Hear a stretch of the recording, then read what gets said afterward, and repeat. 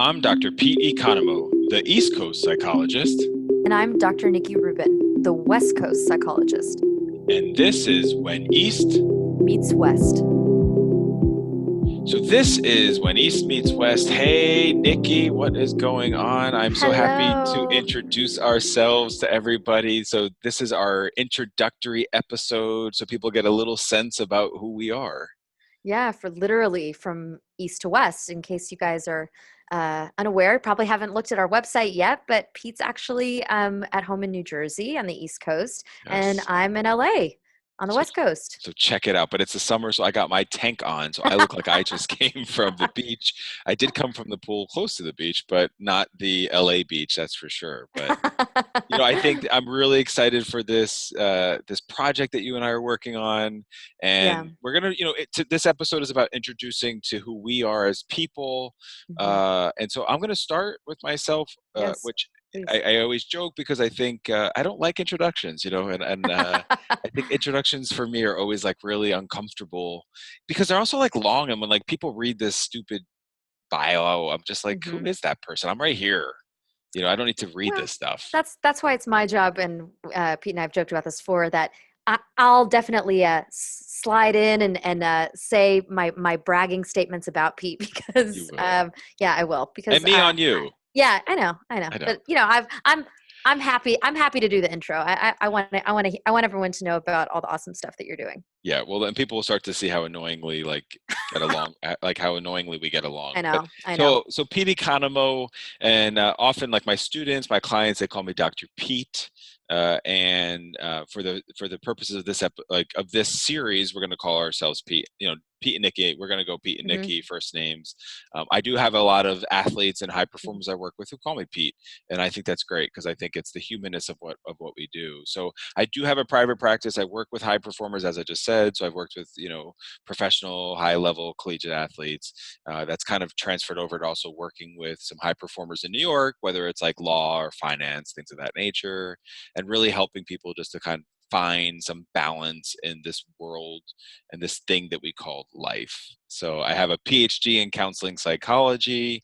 I am board certified in cognitive and behavioral therapy, and I always, what else do I got there? I was gonna say Rutgers. A little more about Oh, right, Rutgers. Yeah, Rutgers. Yes, third. Rutgers.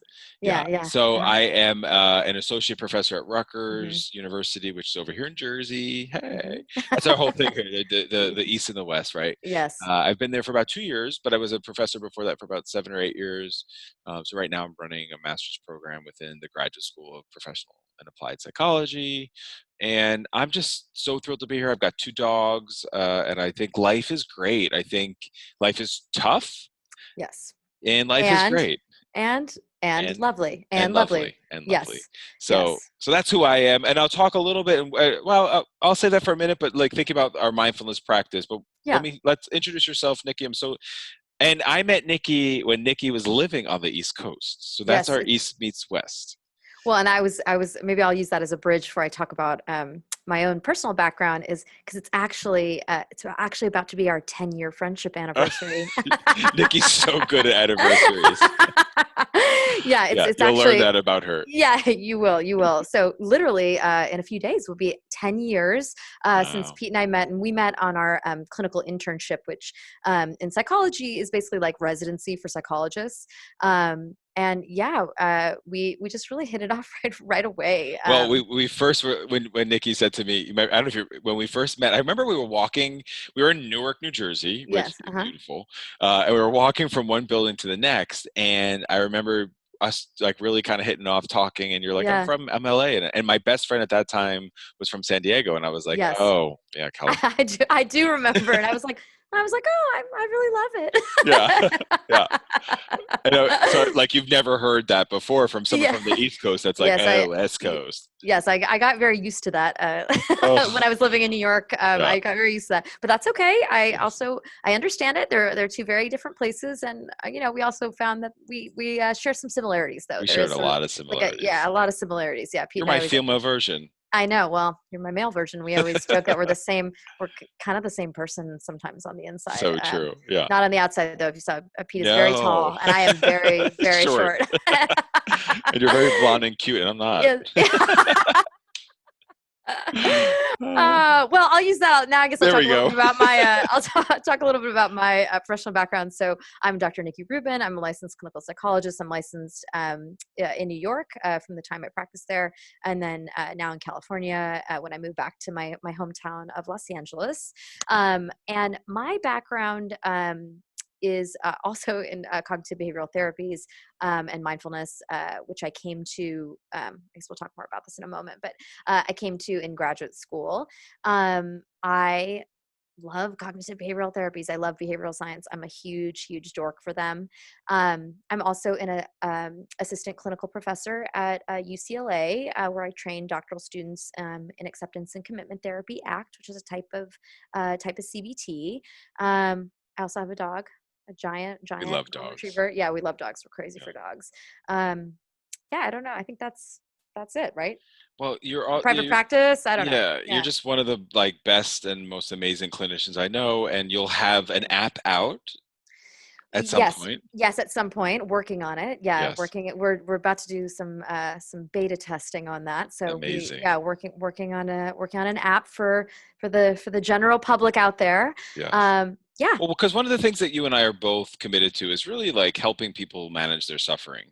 And I think it's important, one of the things we'll say, you guys are, you've already heard this, you've read this, but this is not therapy, and so while with our clients, we like to help them work on gaining tools to manage their stress and to live a life more fully. This is not therapy. And so what we're trying to do is both educate, and I like to say entertain. Nikki's not Yeah. so thrilled on that, but I we'll get he there. so I understand it. I hope people are entertained. Yeah, And I'm very into this. Goes back to the yeah, very dorky part of myself about behavioral science.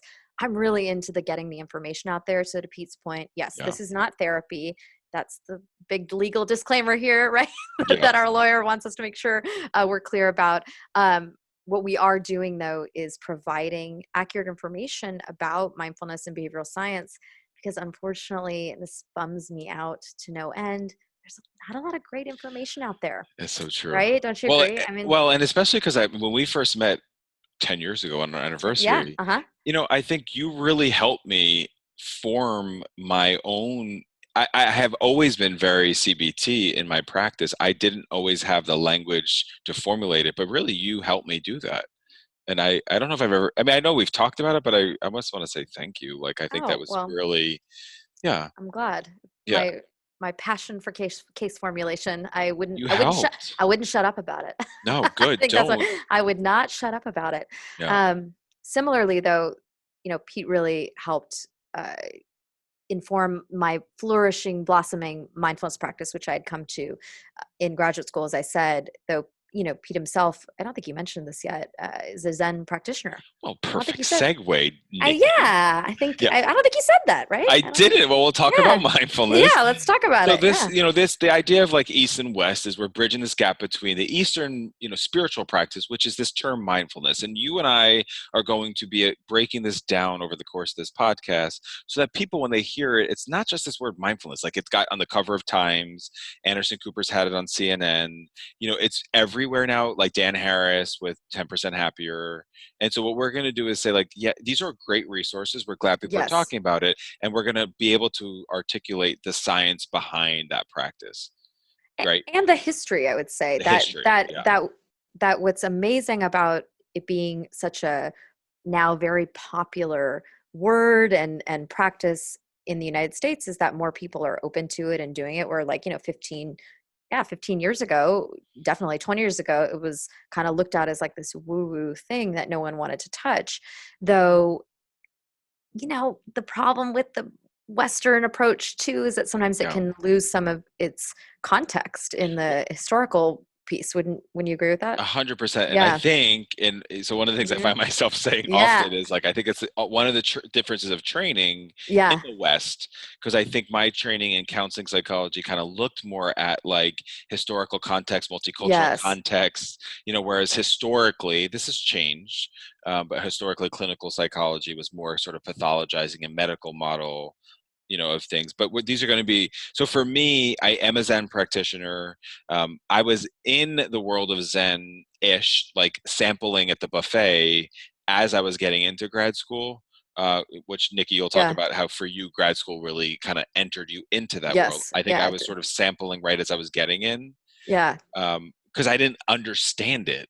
So like for you, you I had mean, this. I didn't either. I mean, I True. was, I was frankly, I've said this to many a patient actually to let them know, people that are turned off to, I was turned off to it because growing up in Yeah. LA, there was, again, this sort of like woo woo Yeah. presentation. And I just never understood what it was. To me, it seemed, I don't know. I don't know. It didn't resonate with me and I Yeah. didn't frankly even know what it was. So Well, when and what we know now is when you're ready, it resonates. yes. And it's when you're not ready, it doesn't resonate. You don't get it.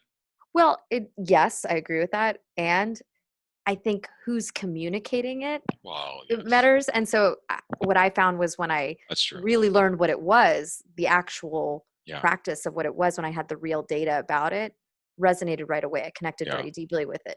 The way it was, I would say, misinterpreted and presented a lot of times didn't resonate with me.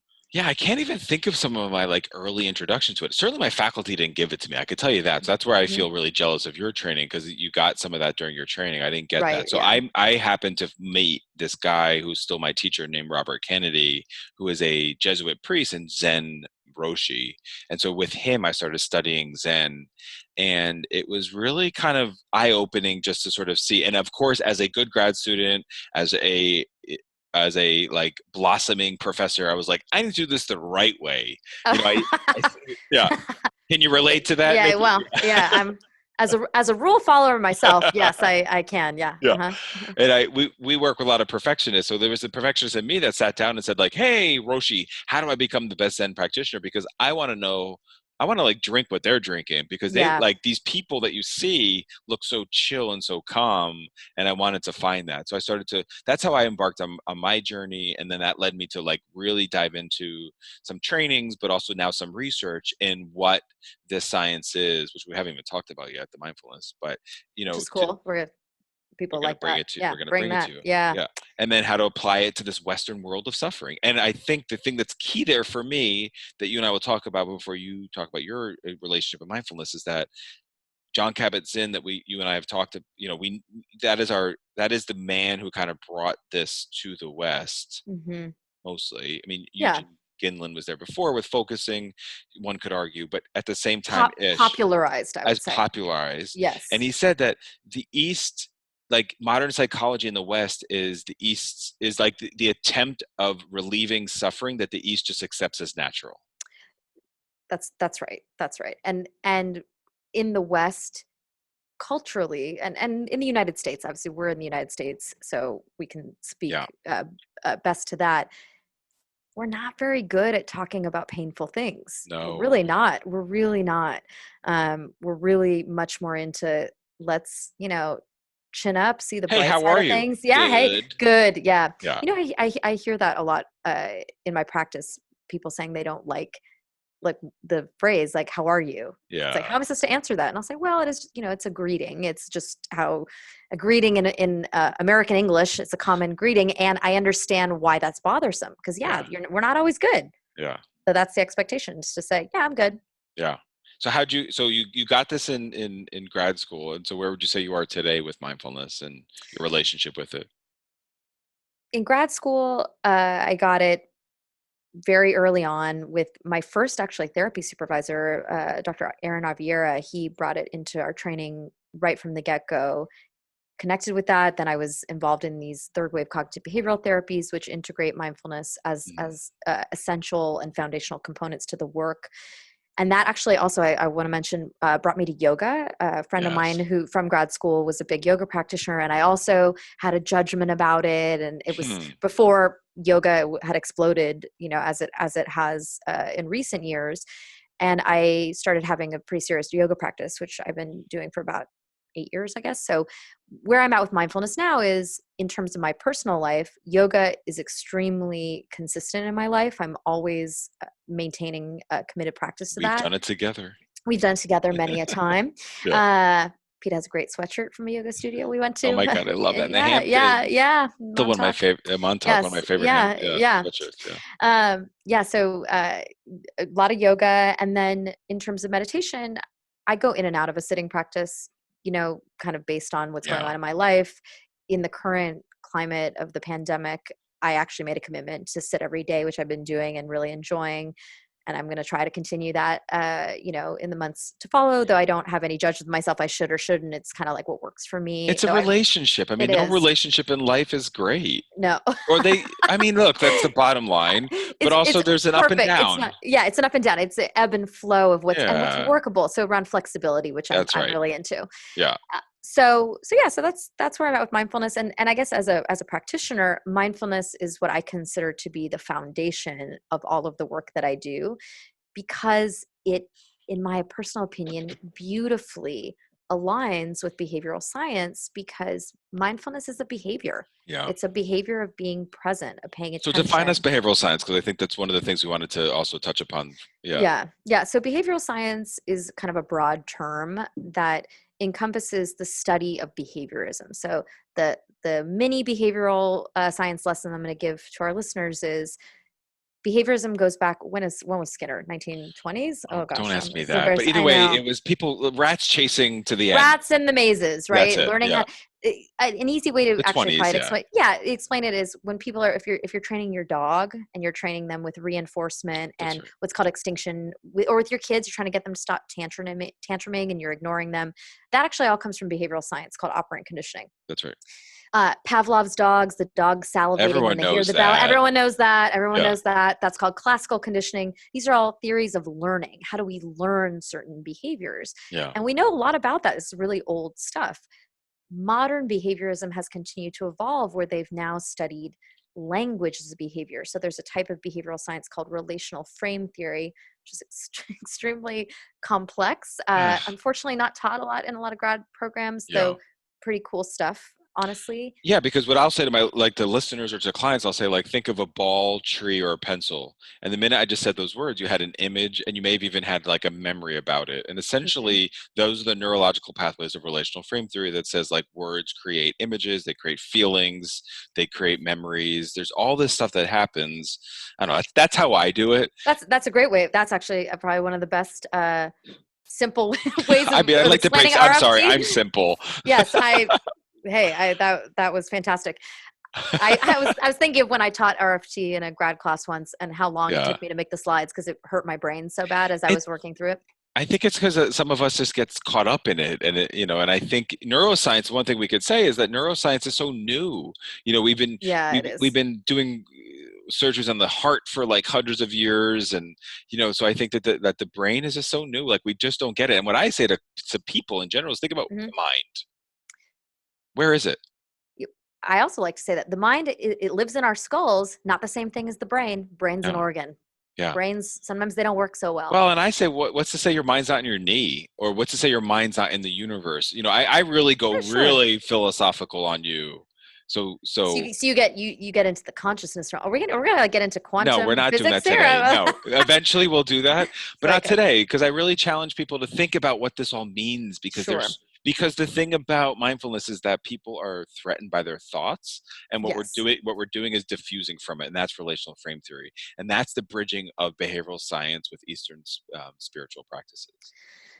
Beautifully said, Pete. I could not have said it better myself. That You was could that was have, because excellent. I actually I don't you're a know. much No. better teacher than I could ever be. I don't think that's true. It's so true. I This is really, it's so true. I was just gonna say this is where everyone's gonna get annoyed where we're going, no, you. You know, It's like, you. no, no, you hang up. You Yeah. hang up. It's like that. Oh my God, remember that? Oh, that was the So, yeah, worst. yeah. Oh God. So Well, and then, apologies. Yeah. and then when those adolescents come to us for clinical work of like, I broke up with someone, I'm like, hey, boy. I know. Yeah. Oh, That's why, fine. in full disclosure, Nikki and I tend to work with adults. We do. We do work Yeah. with some I do I love work my with, adolescents too. I We at my do. college age. Yeah. Yes. Yeah. Yeah. Yeah. There's And they yes. all go through a breakup. Oh, life. See that one Life. that brings us back to sort of why we're doing this is because both Eastern spiritual traditions and Western behavioral science have really important things to say about how to navigate all these difficulties while also creating a life that's filled with connection Yeah. and joy and love Yeah. and depth that they're not mutually exclusive, which I think is the framework in the United States a lot of times, that, in order Yeah. to have joy, you have to get rid of the awful, painful Yeah, stuff. And think it's about actually all these not true. celebrities that have not made it, that have either taken their lives or, or how many I people know. that that make a lot of money and, they're just, it doesn't solve anything. So I think it is about I love how eloquently you said it, and it's values, like what's important. And I think, one of the things we can talk about really quick as we're wrapping this up already is that for us, this is not necessarily our value to put ourselves out here in a very vulnerable way. Yeah. But what's important to us is that we educate so that people might suffer a little bit less, because I think for us it is important that we bring this science to folks, because there's not a lot of great science out there about the actual work that we do in a clinical room, in a classroom, or things of that nature. Yeah, agreed. And well, and maybe to just reframe that slightly is like, actually there is a lot of great science, just not a lot of access to it, That's right. right? That Well, not a yeah. lot of general knowledge about what exists. And yeah, it's a value of Pete and I's, if I, hopefully I can speak for you a little You bit can. here, to contribute and share that. Yeah. It's not it's not my preference to actually do a podcast or be public. Pete's been But trying I to get me to twisted do her something. Yeah, arm he's been trying to get me to do something like this for, a honestly, long like time. A long years and time. years. Yeah.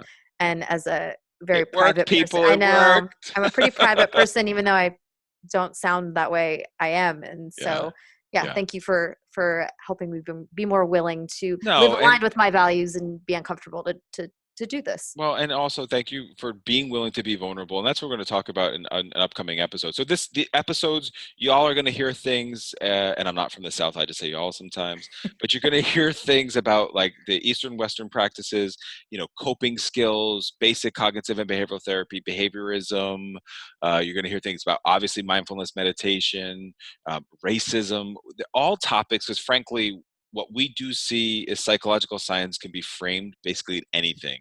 You Yes. can't talk to me about going to the grocery store or going to the disco or going to the beach without having some psychological science in the decision making to get there, the behavior to Hmm. get there, and the judgment that occurs while you're there. Well, because all those all those examples you just gave are human The experiences, human and experiences. we can't ignore psychology if we're humans. No. We're, it's the human condition, the human experience. We have ways to talk about it, and we want you guys to have that information, and hopefully you'll understand not just how your brains work maybe a little bit better. You'll Yeah. also understand how to interact with those brains in ways that maybe can be helpful to connecting with the life that you want for yourself. That's right. Well, Nikki, this was awesome. I cannot wait for these upcoming episodes. Same here. And y'all, like, tune in, like us, follow us, and I can't wait for the upcoming episode. Tune in next. This has been When East Meets West. I'm Dr. Pete Economou. And I'm Dr. Nikki Rubin. Be present, be brave. This has been When East Meets West. All material is based on opinion and educational training of Drs. Pete Economou and Nikki Rubin. Content is for informational and educational purposes only.